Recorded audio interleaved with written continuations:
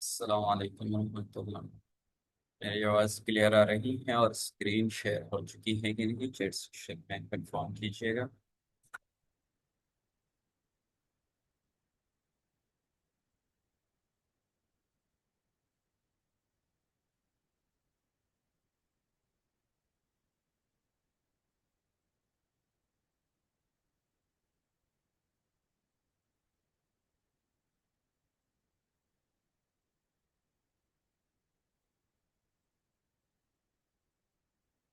Thank you.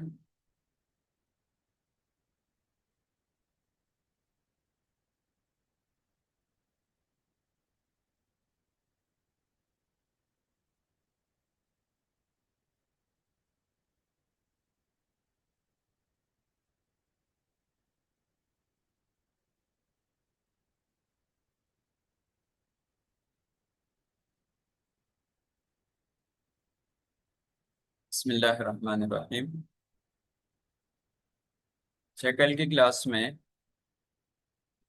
ने Meta business suite को discuss किया था और उसके जो होम पेज हैं और नोटिफिकेशन सेक्शन, इसके अलावा कंटेंट सेक्शन और इनबॉक्स, और ये चीज़ें हमने कल देखी थी और खासी तफसील से देखी थी कि कैसे हम बल्क में कंटेंट अपलोड कर सकते हैं और कैसे इसको स्केड्यूल कर सकते हैं, शेड्यूल कर सकते हैं और कई सारी चीज़। आज की क्लास में हमने एक तो ये प्लानर डिस्कस करना है, दूसरा हमने यहाँ पर इंसाइट्स डिस्कस करना है। ये दो चीज़ें हमने डिस्कस करनी है और इससे फिर हमें ये समझ आ जाएगी कि हमने जो पोस्ट करनी है उसमें हमने किन चीज़ों का ख्याल रखना है और क्या कुछ हमने शेयर करना है और किस तरह शेयर करना है। और यहाँ पर हमारे पास चैलेंजेस कौन सी हैं या नहीं। पेज पे जब भी हम पोस्ट करते हैं तो उस पर रिएक्शंस ना आने के बराबर होते हैं, तो क्या इस मसले का कोई हल है या ये ऐसे ही चलेगा। इसके अलावा पोस्ट में ऐसी कौन सी चीज़ें होनी चाहिए जिसकी वजह से वो हमारा इंगेजमेंट रेट ज़्यादा हो सकता है, और जब आपकी इंगेजमेंट रेट ज़्यादा होती है तो डेफिनेटली आपकी रीच भी ज़्यादा होती है और फिर आपके फॉलोअर्स भी ज़्यादा हो जाते हैं और इसी तरह ये चीज़ आगे बढ़ती है। तो सबसे पहले तो प्लानर पे बात करते हैं, फिर इनसाइट्स की तरफ आते हैं। प्लानर बड़ा सिंपल है। आपने जिस भी दिन को आपने पोस्ट करनी है, जैसे संडे को आपने पोस्ट करनी है तो आप यहाँ क्लिक कर लेंगे।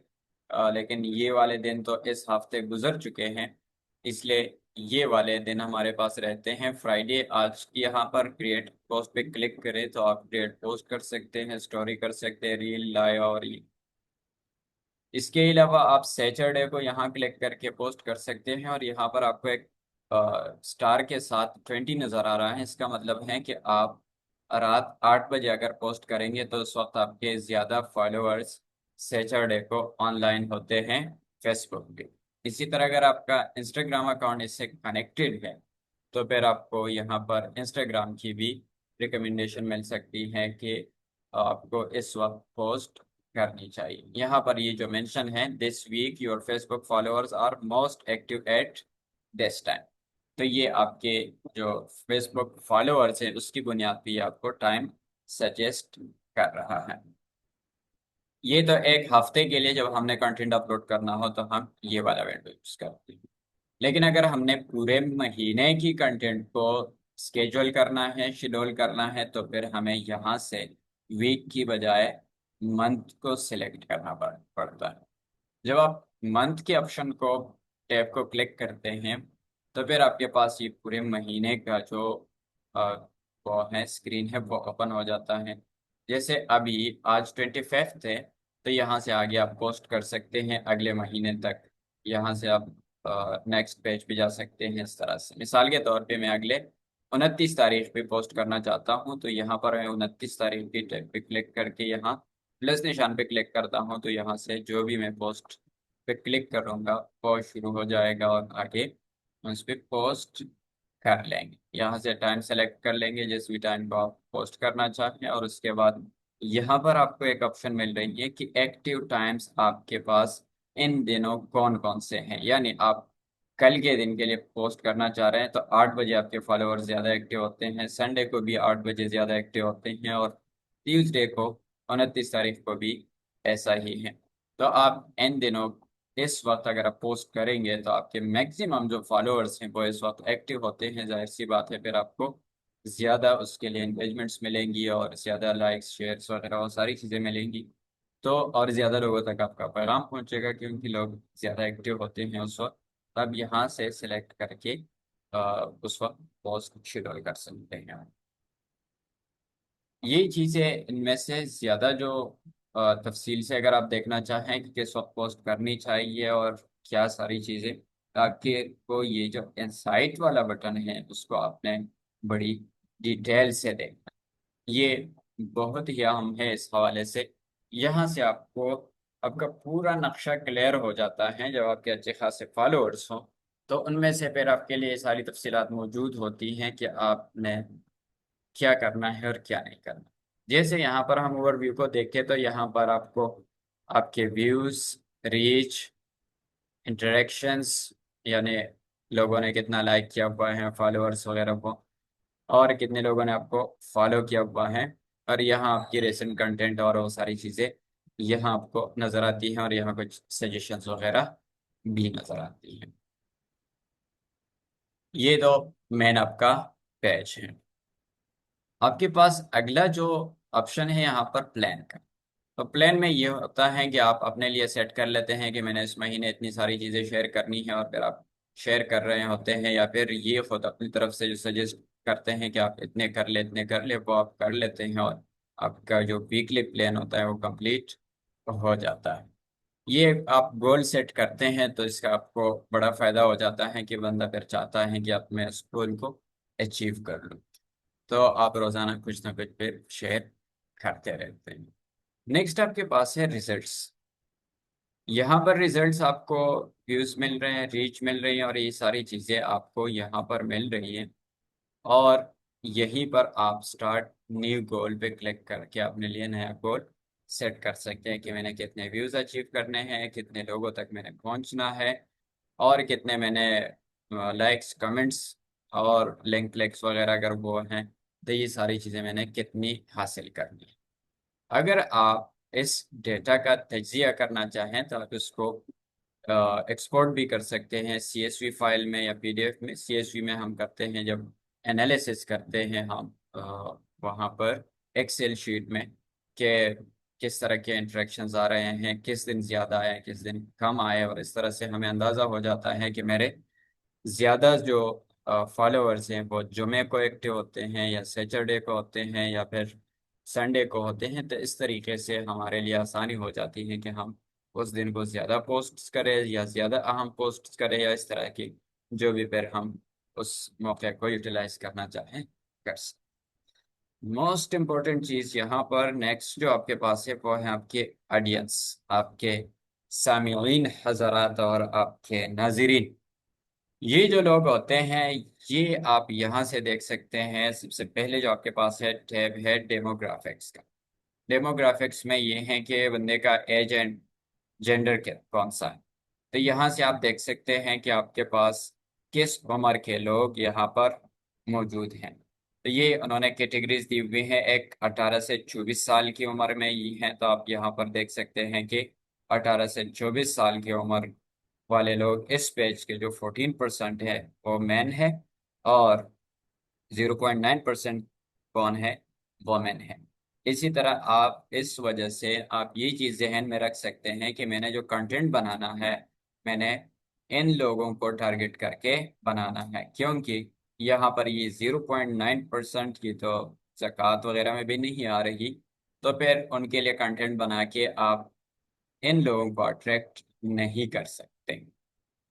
यहाँ पर आप देख लीजिए तो यहाँ पर क्या है कि 50% जो इस पेज के सारे फॉलोअर्स हैं, यानी 83,000 इस पेज के फॉलोअर्स हैं, तो इनमें से 50% जो है वो क्या है, मेन है, और 2.8% वो मेन है यहाँ पर। और ये 25 साल से 34 साल की उम्र की रेंज में है। इसी तरह 45 से 44 साल की उम्र में, और यहाँ 45 से 54 साल, और इस तरह आप देखते रहें इनको देख के अभी आप सोच सकते हैं कि मैंने जो कंटेंट बनाना है किन लोगों को सामने रख कर मैंने कंटेंट बनाना है। यानी जो अक्सरियत है उनको जहन में रख के उनके मिजाज के मुताबिक उस तरह आपने बात करनी है जो इन लोगों को समझ आए। आपने वो मुहावरे इस्तेमाल करने हैं जो ये 18 साल से लेके 44 साल तक की उम्र के लोगों को समझ में आए। अगर आप कुछ ज्यादा पुरानी मिसालें और पुरानी बातें करेंगे तो ये उन लोगों को तो अट्रैक्ट करेगी, लेकिन वो इतने हैं नहीं। इसलिए ये वाले लोग अगर उसको नजरअंदाज कर लेंगे तो फिर आपकी रीच और एंगेजमेंट बहुत सारी चीजें गिर जाएंगी।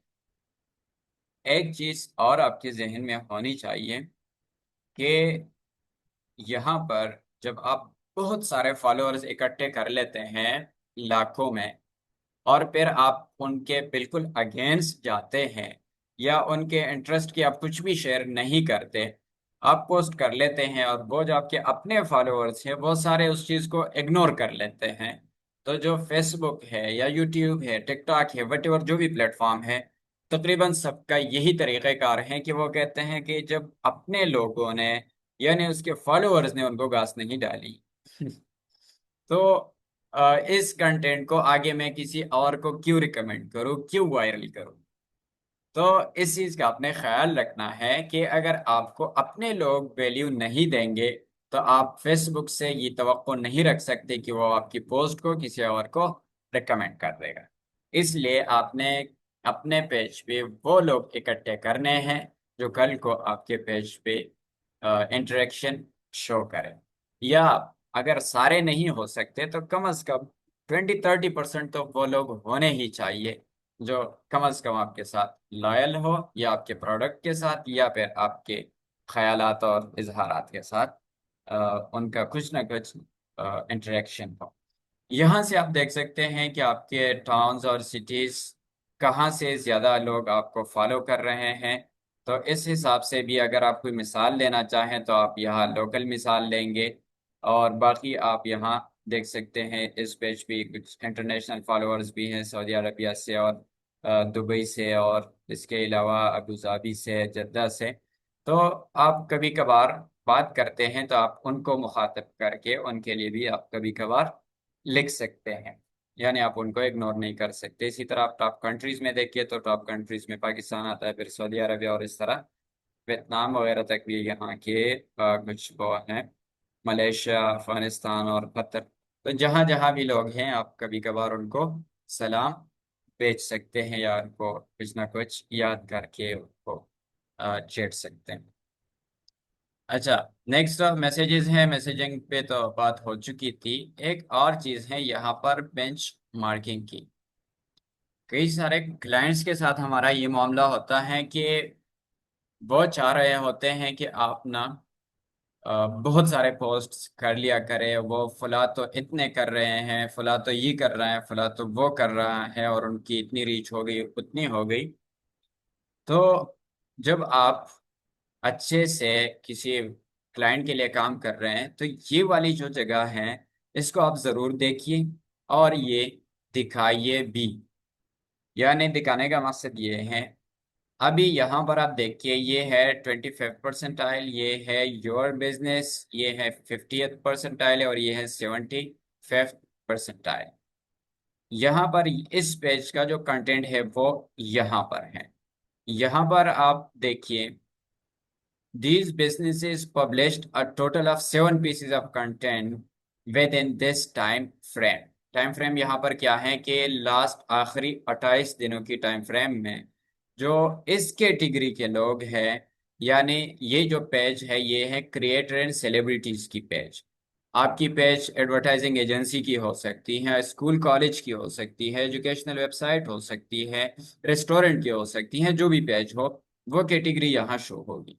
तो यहाँ पर आप अपनी कैटेगरी के लोगों के साथ अपने आप को कंपेयर कर सकते हैं। तो अभी यहाँ पर ये क्या है कि publish content similars to other, तकरीबन दूसरे लोगों की तरह है। यानी यहाँ पर जो ज्यादा से ज्यादा सारे जो वो हैं 26 पीसेज ऑफ कंटेंट इस टाइम फ्रेम में इस कैटेगरी के लोगों ने शेयर किए हुए हैं, और उनका बिजनेस यहाँ पर है। तो हम समझ सकते हैं कि क्या है, बिजनेस वो है ज्यादा इतना हो। तो यहाँ पर आप अपनी कंपैरिजन दूसरे लोगों से कर सकते हैं या अपने क्लाइंट की कर सकते हैं।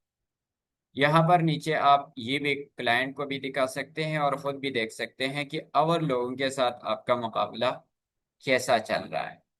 यहाँ पर आप देख लीजिए, higher than others, higher than others, higher than others, ये सारी उसकी बात कर रही होती है। इन्हीं कैटेगरीज में जितने भी पेजेस हैं उसको कंपेयर करके ये यहाँ पर ये डेटा इकट्ठा करते हैं। और अगर ये आप यहाँ पर ये आई के निशान पे क्लिक करते हैं तो यहाँ पर ये आपको बता देता है कि किस कैटेगरी की और किस बुनियाद पे ये सारी चीज़ें होती हैं। और ये टोटल नंबर वगैरह हो खुद आप रीड कर ले, आपको अंदाज़ा हो जाएगा। और इस तरह की चीज़ें रीड करनी चाहिए।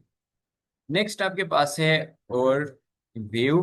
ओवरव्यू में आप पूरा यहाँ से अपने पेज को देख सकते हैं कि आपको व्यूज़ कितने मिले, रीच और ये सारी चीज़ें। और यहाँ से अगर आप वीडियो कंटेंट शेयर कर रहे हैं तो वीडियो कंटेंट्स को आप यहाँ देखिए कि 3 सेकंड की जो व्यूज हैं वो 11 के हैं। जो 1 मिनट तक लोगों ने वीडियो देखी हुई है तो 1700 है। और कंटेंट इंटरेक्शन 1500 है। या नहीं, यहाँ पर आप देखिए कि 1 मिनट से किसी ने ज्यादा वीडियो देखी हुई है तो उन्होंने उस तरह पर इंटरेक्शन भी शो किया हुआ है। लेकिन ये बिल्कुल आगाज के ही 3 सेकंड में अगर आपने लोगों को ग्रैब नहीं किया तो वो आगे नहीं बढ़ते। यानी यहाँ पर कोई 10% लोग ही आगे बढ़ते हैं 3 मिनट वीडियो के 3 सेकंड की वीडियो में फैसला लेकर 1 मिनट की और फिर इससे आगे बढ़ते हैं। तो यहाँ से आप अपने कंटेंट का अंदाजा भी लगा सकते हैं कि किस कंटेंट पे ज़्यादा अच्छा हमें रिस्पॉन्स मिल रहा है। और यहाँ से आप क्या देख सकते हैं कि ऑडियंस की रिटेंशन देख सकते हैं। यहाँ 3 ग्राफ बने हुए हैं, 3 लाइंस आपके पास हैं। एक है 3 सेकंड की वीडियो कितने लोगों ने देखी है, तो ये जो लाइन है ये 3 सेकंड वालों की है। फिर क्या है 15 सेकंड की वीडियो कितने लोगों ने देखी है, यानी आपने कोई 1 मिनट की वीडियो देखी है तो उनमें से पहले 15 सेकंड वीडियो कितने लोगों ने देखी हुई है और फिर उससे आगे कितने लोग बढ़े हुए हैं। तो यहाँ से आप देख सकते हैं कि आपके कंटेंट में इतना दम तो है कि 10-15 सेकंड तक लोगों को अट्रैक्ट करता है, लेकिन फिर आगे 1 मिनट पर लोग जाके थाम जाते हैं और लेफ्ट कर लेते हैं। तो यहाँ पर आपको देखना पड़ता है कि मैं अपने कंटेंट को अब नेक्स्ट किस तरह प्लान करूं ताकि लोग हम आखिर तक उसको एंगेज रखें। बहुत सारे यूट्यूबर्स का आपने देखा होगा कि वो स्टार्ट में एक हुक लगा लेते हैं 10-15 सेकंड की, जिसमें वो डिस्कस करते हैं कि इस पेज वीडियो में हम इस चीज़ पे बात करेंगे, इस चीज़ पे बात करेंगे, इस चीज़ पे बात करेंगे, और आखिर में कह देते हैं कि आप आखिर तक इस वीडियो को देखिए। तो फिर जब तक वो सारी चीज़ें खत्म नहीं होती आप देख लेते हैं। या लोग हुक लगा लेते हैं कि आखिर में जो जो जो चीज़ें वीडियो के अंदर डिस्कस हुई होती हैं उनके हाइलाइट्स बिल्कुल स्टार्ट में लगा देते हैं। फिर आप उसमें इंटरेस्टेड होते हैं तो आखिर तक देख लेते हैं जब तक वो पॉइंट पहुंचती नहीं है जो उन्होंने हुक में लगाया होता है। तो इस तरीके से आप अपना कंटेंट प्लान कर सकते हैं। इसके अलावा आप यहाँ पर ये भी देख सकते हैं कि आपकी वीडियोस पे अच्छा रिस्पांस आ रहा है, रील्स पे अच्छा रिस्पांस आ रहा है, या फोटोज पे आपका अच्छा रिस्पांस आ रहा है। बहुत सारी चीजें आप यहाँ से ये भी देख सकते हैं। तो इस हिसाब से आप आइंदा के लिए अपने लोगों को अट्रैक्ट कर सकते हैं। कभी कभार ऐसे हो जाता है कि लोगों ने आपको आपकी तहरीर की वजह से फॉलो किया हुआ होता है, और जब आप वीडियोस डालना शुरू कर देते हैं तो वो लोग आपकी वीडियोस नहीं देखते। इसी तरह आपने अगर वीडियोस पे फॉलोअर्स इकट्ठे किए हुए हैं तो वो आपकी तहरीर पे तवज्जो नहीं देते, क्योंकि हर किसी की अपनी साइकी है और अपनी पसंद नापसंद। इसी तरह अगर आप पिक्चर्स अपलोड करते हैं और उस पर लोग डायरेक्ट करते हैं, फिर अगर आप वीडियोस अपलोड करना शुरू करते हैं डायरेक्ट ही मुकम्मल तौर पे आप वीडियोस पे शिफ्ट होते हैं, तो ये आपके पेज के लिए, आपके प्लेटफॉर्म के लिए अच्छा नहीं है, इवन आपके प्रोफाइल के लिए भी। तो इस तरीके से आपने आराम आराम से शिफ्ट होना होता है और चीज़ों को साथ साथ लेकर चलना होता है। तो जिस तरीके के आपने लोग इकट्ठे किए होते हैं उन्हीं के मिजाज के मुताबिक चलना होता है। कंटेंट इस पे बात हो चुकी है। अगले दिन अब हम ज़रा आगे बढ़ते हैं कि ये सारी चीज़ें जब हमने देख ली कि मेरे ऑडियंस कौन है, कहाँ से है, और कौन सा टाइम बेस्ट है कि जिस वक्त मैं पोस्ट करूं। मैं यहाँ पर ऑडियंस में ये डेमोग्राफिक्स हमने स्टडी किए, लेकिन ये जो ट्रेंड्स है इसको हमने ज़्यादा नहीं देखा। इसमें यहाँ पर जब आप ट्रेंड्स में नीचे आते हैं ना, ये है मोस्ट एक्टिव टाइम्स आपके। तो इसमें आप यहाँ पर देखिए कि जो आखिरी 28 दिन हैं उनमें जो रात के 12 बजे हैं उस वक्त आपके कितने फॉलोअर्स एक्टिव होते हैं, ये सिर्फ इस पेज से रिलेटेड है। हर पेज के अपने अपने होते हैं। ये अभी मैं इस पेज का एडमिन हूँ तो इसका मैं देख रहा था।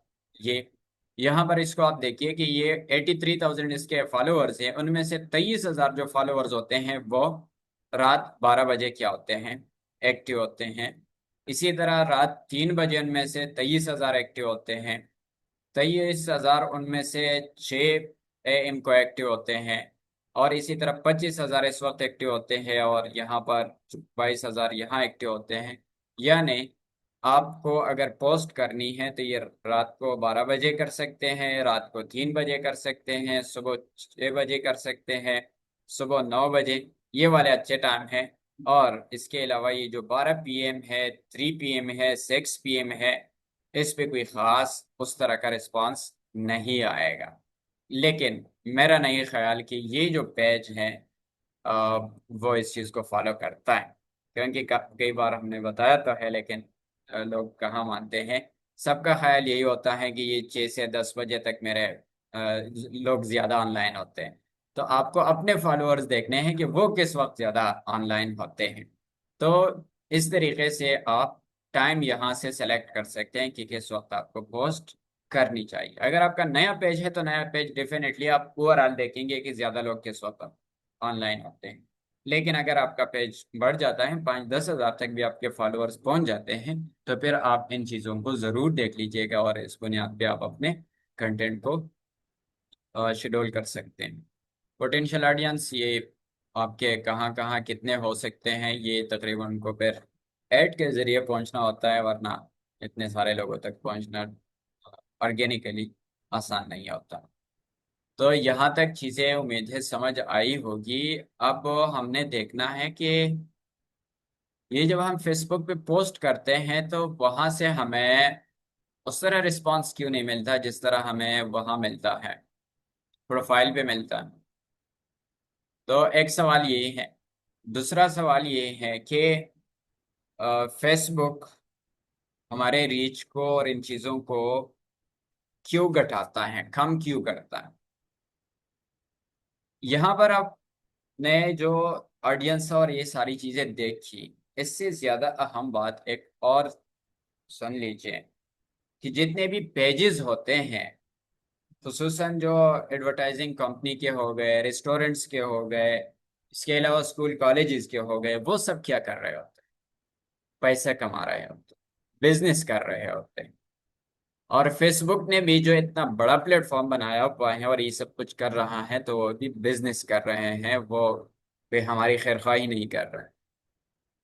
तो जब फेसबुक बिजनेस कर रहा है और आप बिजनेस कर रहे हैं, तो फेसबुक सीधा सीधा आपको यही बताता है कि आपने बिजनेस करना है, मैंने भी बिजनेस करना है। आपने अपने बिजनेस के लिए मेरा प्लेटफॉर्म आप इस्तेमाल कर रहे हैं तो मुझे भी कुछ देना पड़ेगा, इसलिए वो आपको बार बार मजबूर करता है कि आप पैसा लगा के अपने कंटेंट को बूस्ट करें। तो एक चीज तो यहाँ पर ये भी देखते हैं कि क्या अगर आपके ज्यादा फॉलोअर्स हों तो आपको हर सूरत वो मिलेगी, या दूसरे लोगों को इतने सारे मिलते हैं। खुसूसन मार्केटियर्स को ये बड़ी शिकायत होती है क्लाइंट्स की तरफ से, वो कहते हैं कि एंगेजमेंट्स क्यों नहीं आ रही, और इतने फॉलोअर्स हैं, ये डेड फॉलोअर्स हैं, और ये हैं वो हैं, इस तरह से। मैं मिसाल के तौर पे सिर्फ एक पेज दिखाता हूँ, फूड पांडा का। फूड पांडा के 6.8 मिलियन फॉलोअर्स।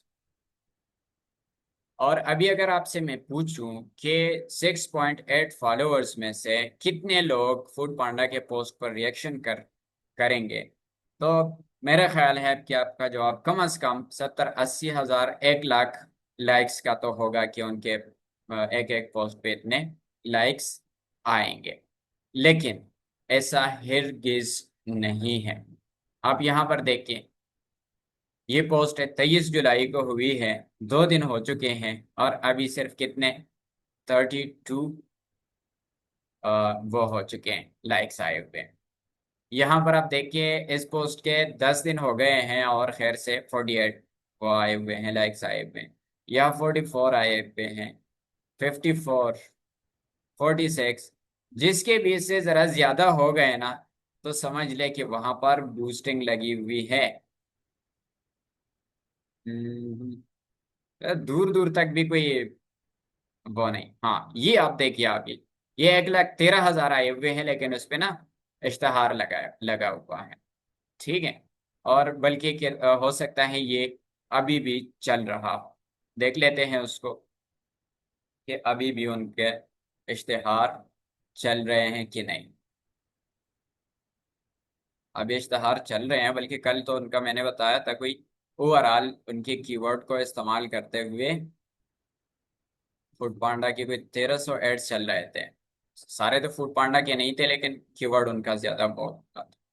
यहाँ पर 35 रिजल्ट्स हमें शो हो रहे हैं। और अभी जो वहाँ हमने वीडियो देखी, यहीं पर आसपास कहीं होगी। कौन सी वीडियो है वो, बहरहाल इतना है कि जहाँ एड लगता है बस वहीं पर ये उनका उनको लाइक्स भी मिल जाते हैं और ये सब कुछ। अदरवाइज ये एंगेजमेंट, लाइक्स, कमेंट्स, ये रोला इतने बड़े बड़े ब्रांड्स का भी होता है। हाँ, कुछ ब्रांड्स होते हैं जो उनको एंगेजमेंट्स मिलती है और बहुत अच्छे से मिलती है। वो क्या करते हैं, तो उस पर बात कर लेते हैं। मैंने यहाँ कुछ पॉइंट्स नोट किए हुए हैं। यहाँ सबसे पहले आप अपने ऑडियंस को पहचानें कि वो कौन है, कहाँ से हैं, और वो किस वक्त एक्टिव होते हैं।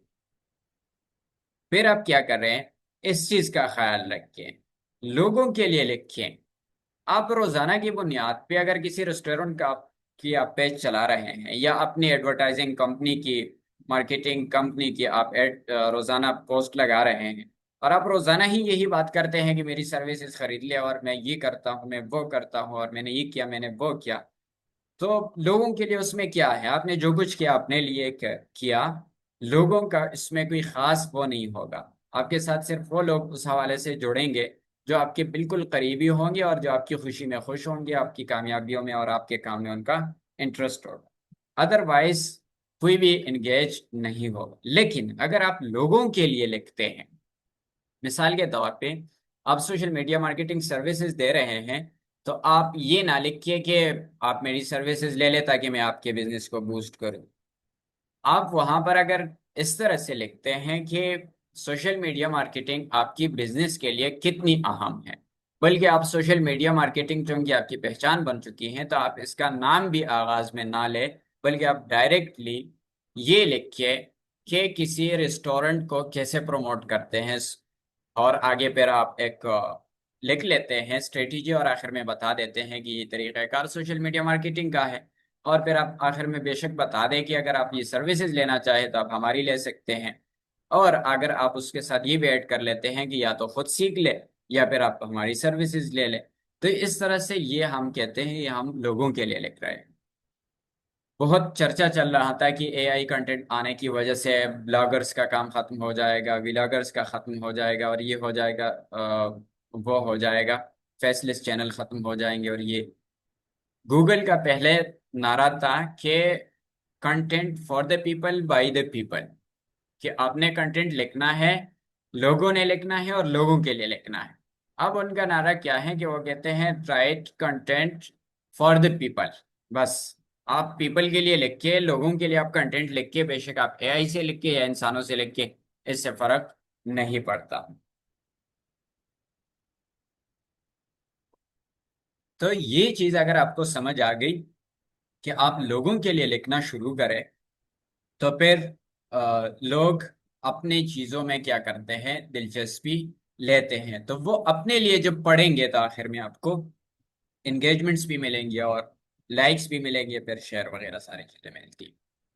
एक चीज और जो हम मिस करते हैं वो ये चीज है, कॉमन इंटरेस्ट।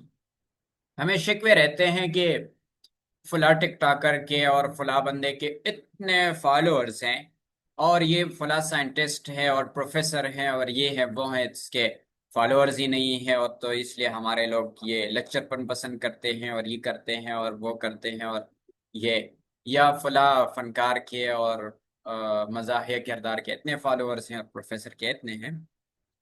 मसला असल में ये होता है कि ये जो मजाक है, जो सकाफत होती है, या जो म्यूजिक वगैरह ये सारी चीजें होती हैं, ये कॉमन इंटरेस्ट होती, ये अक्सरियत की इंटरेस्ट होती हैं इसमें। और जो साइंस है, जो प्रोफेसर जिन वो किसी एक सब्जेक्ट का होता है, मिसाल के तौर फिजिक्स का है या मैथ्स का है या फिर बायोलॉजी का है, तो वो कितने लोगों की इंटरेस्ट है उन चीज़ों में। वो जिनका सब्जेक्ट है सिर्फ उनका इंटरेस्ट है, जो स्टूडेंट्स है वो पढ़ रहे हैं उनका इंटरेस्ट है, इसलिए उनके फॉलोअर्स कम होते हैं। लेकिन जो ह्यूमर है, मजाक है, हम सब मजाक और मजाक पसंद करते हैं, चाहे वो मजहबी लोग हो, चाहे वो गैर सिकुलर हो, लिबरल हो, वो किसी भी छोटे हो बड़े हो, जो भी हो, मजाक सबको पसंद है। इसी तरह पेट्रियाटिज्म है कि पाकिस्तान हम सबको पसंद है। तो पाकिस्तान से रिलेटेड हम अगर कोई कहानी लिखते हैं, पाकिस्तान की तरक्की के हवाले से कुछ लिखते हैं, पाकिस्तान के मसाइल भी कुछ लिखते हैं, तो ये कॉमन इंटरेस्ट है, सारे पाकिस्तानियों का प्रॉब्लम है ये, और सारे पाकिस्तानियों इससे पे रिएक्ट करते हैं और उस तरह से। इसी तरह मजहबी मामलात को अगर हम देखें तो वो भी कॉमन इंटरेस्ट है। तो इस तरह जब आप कॉमन इंटरेस्ट को अपने काम के साथ अलाइन कर लेते हैं, तो यहाँ पर भी आप लोगों को एंगेज करते हैं, और आपके पोस्ट पे कमेंट्स, लाइक्स वगैरह चीज़ें आती हैं। वो पेज हो फिर या प्रोफाइल हो, वट एवर जो भी।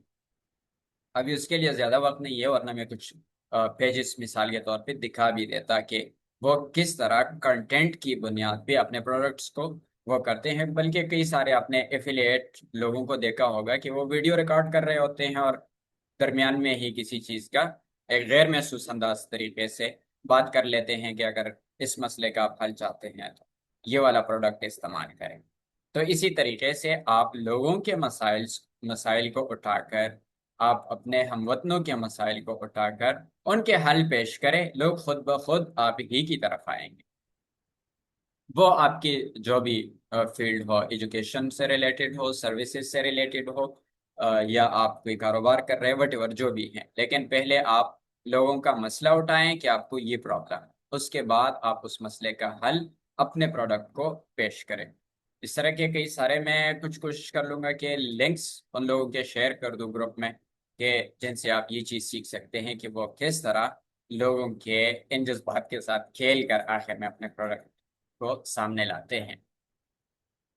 आखिर में ये सिंपल एंड क्लियर मैसेज जो भी आप पोस्ट करना चाहते हैं, सिंपल हो, क्लियर हो, हर किसी को समझ आने वाली हो। और आखिर में कॉल टू एक्शन कि आप उनसे कहें कि कमेंट करें, शेयर करें।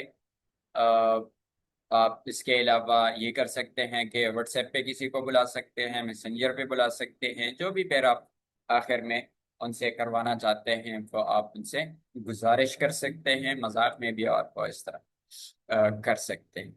तो ये इन चीज़ों का मेरे ख्याल में अपने ऑडियंस को मद्देनजर रखते हुए आप पोस्ट करेंगे, तो फिर आपकी पोस्ट को ज्यादा से ज्यादा लोगों तक पहुंचने से कोई नहीं रोक सकता।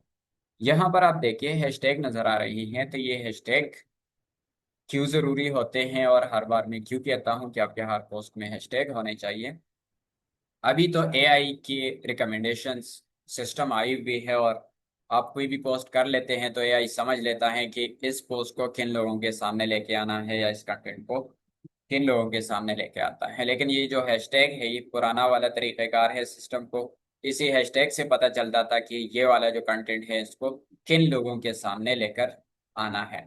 और ये हर किसी की एक पहचान बन जाती थी, हर ब्रांड की और उनकी। तो हैशटैग पहले से चलता आया हुआ तरीक़ाकार है। और जब आप हैशटैग लगा लेते हैं, ये hashtag made in Pakistan, hashtag digital marketer, इस तरह से, तो आप उन लोगों को अट्रैक्ट कर रहे होते हैं जो जिनको इस चीज़ की ज़रूरत है, या वो लोग इस फील्ड से रेलेवेंट हैं, इस फील्ड में काम कर रहे हैं, तो वो इस चीज़ से ज़रा अपनायत महसूस करते हैं और फिर वो भी रिएक्ट करते हैं। और जैसे मैंने कहा कि इस सिस्टम को भी आपके पोस्ट को समझने में उसको आसानी हो जाती है कि ये पोस्ट किस चीज़ से रिलेटेड है। टैग्स कितने डालने चाहिए? फेसबुक के 3 4 5 काफ़ी होते हैं, ज़्यादा पसंद नहीं करता फेसबुक। इंस्टाग्राम पे आपको 8 10 12 डालने चाहिए, लेकिन आपके सारे टैग्स जो हैं वो रेलेवेंट, क्योंकि आप तो सिस्टम उसको बहुत जल्दी पिक कर लेता है कि आपने रेलेवेंट डाले हुए ही आप इधर उधर की उसमें पढ़ रहे हैं। एक चीज आप और कर सकते हैं कि मुख्तलिफ ट्रेंड्स को अपने हिस्से में, अपने उसमें कन्वर्ट कर सकते हैं अपनी इंटरेस्ट में। एक मिसाल दे रहा हूँ, शायद कुछ लोग उस पर गुस्सा हो जाए।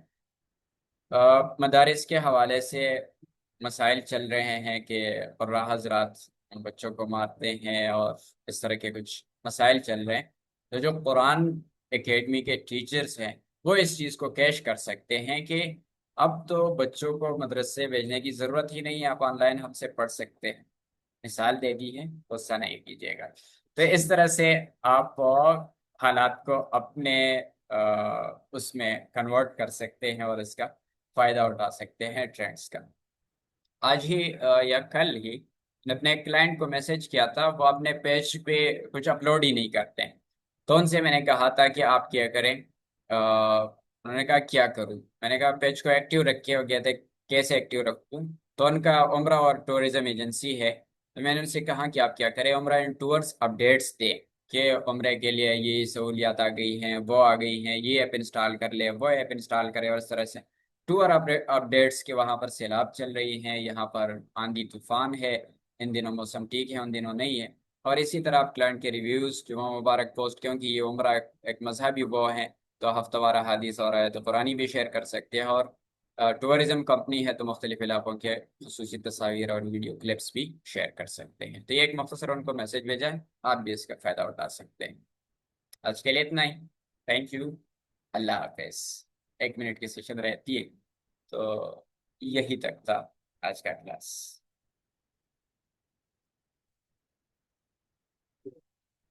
क्वेश्चन आंसर सेशन दोबारा ज्वाइन कीजिए।